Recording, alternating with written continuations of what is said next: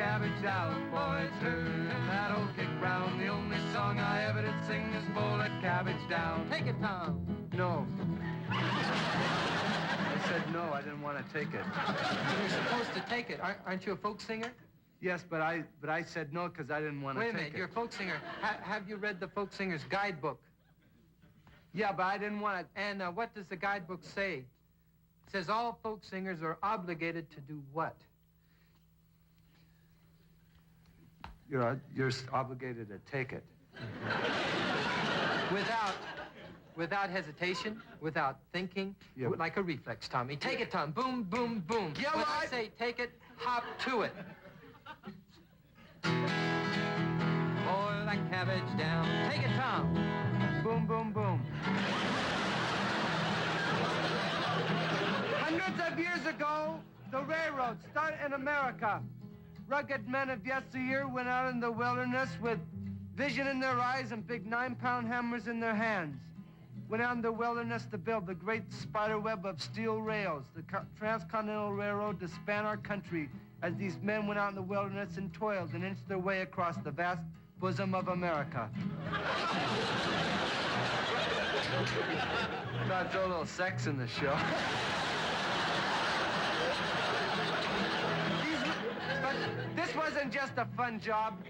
There was dangers in this job as they built the railroads up the mountains and down the mountains and across the deserts and over raging rivers, and they had to span crevices, deep crevices in the ground, and in the bottom of the crevices there was pumas.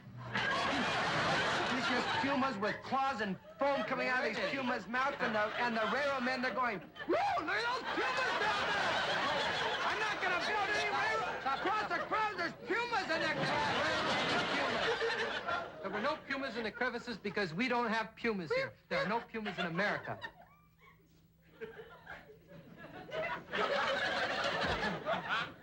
Well, maybe some came over to visit. They don't visit. Now, if you want to keep your story truthful, you get rid of the pumas right now. I'm not going down that crevice. Well, there was these vicious beasts in these deep crevices, and these railmen said, well, look at those vicious beasts in the crevices. They look like pumas. But they weren't. And they were sore afraid, yet the railroads were completed. Yes, the transcontinental railroads were completed, and a big feast was transpired for these rugged railroad men. And the sole subsistence for this big feast for these railroad men, the sole substance was hot cakes boiled in cabbage juice. It's not so popular now. They have to sing about something else. Bought myself a bicycle, I learned to ride it well. Crashed into a telephone pole and broke it all to pieces. Cabbage down, boys, turn that old kick round. The only song I ever did sing was boil that cabbage down. Oh, working on the railroad, working all day long. Take it.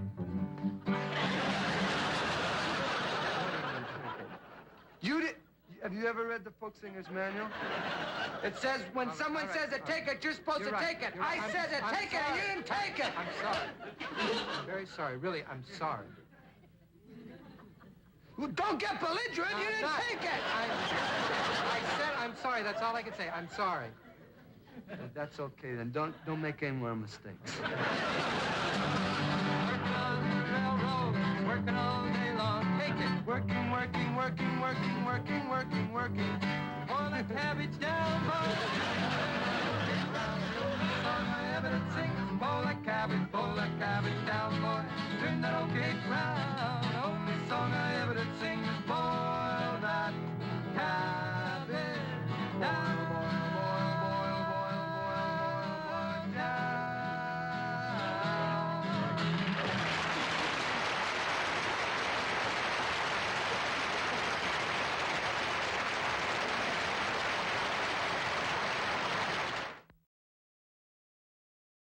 In fact, we're getting along so poorly, he set up a thing where we had couple counseling. Because we're a couple. It was in this room. Yeah, and it helped us so much. It made Yeah, a big difference. it prolonged our career.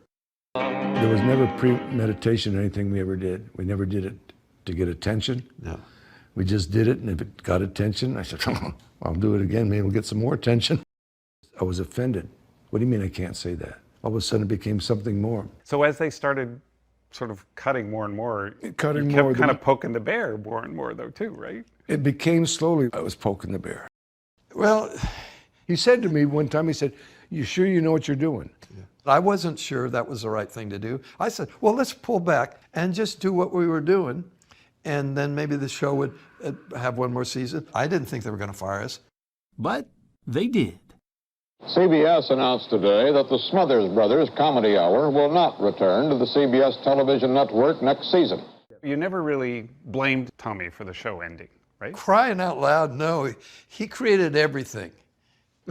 I was confident in our talent and our show and what we did together. I was just pretty angry near the end where I wasn't funny. And if I was doing material, it was kind of mean comedy. I needed to be fired. If we had gone another year, it would have been strident.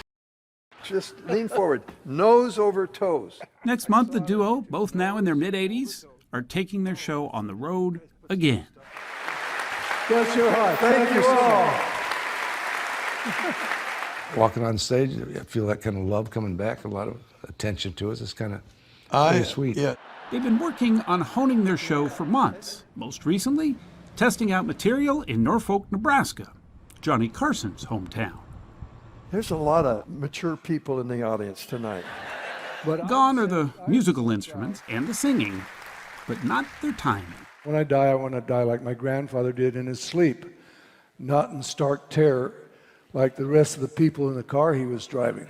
So this is kind of a victory lap or something, just to go by these people one more time and to take a look at these brothers that they liked a lot, to see how they don't look that bad.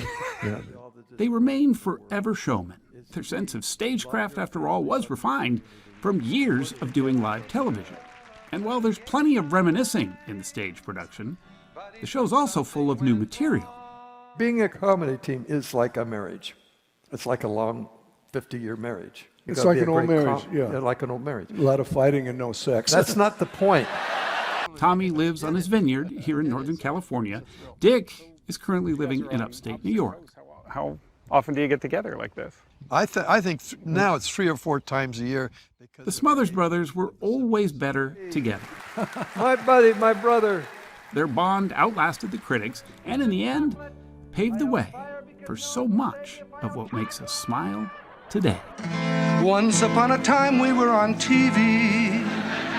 Every Sunday night we knocked 'em dead. People laughing is holy, and if you can be part of that and control it and create it, it's the best thing that ever. And when someone said, what's the happiest time in your life? It's standing on that stage with my brother a few inches away on my right and having that feeling with that audience. That defines my whole life.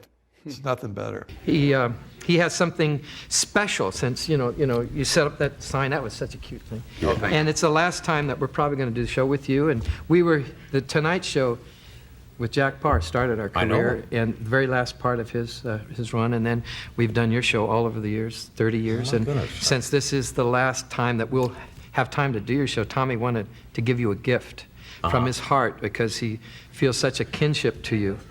And comedic geniuses and and all that kind of stuff. All and, that. He thinks you're very handsome too. Well, isn't that nice? Good-looking guy. Thank you. Yeah, and so he wants to give you a gift, but I have to have Ed has to carry it out, or what? Ed, could you introduce my brother? Sure, he I would will, yeah. deem it an honor because of all these years you've done it with Johnny. It would make him feel. I got to tell you what to do. Yeah. So just. Okay. Is that all right? Yeah. You ready? All right. So he's here. And now, here's Tommy!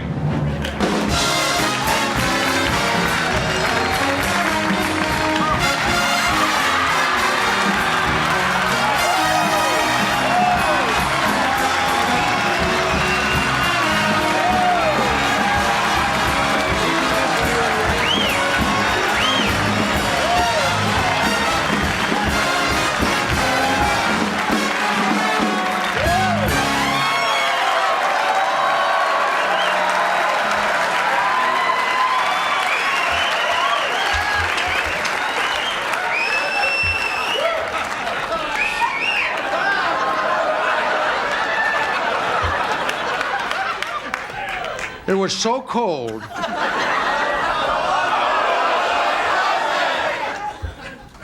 42 degrees.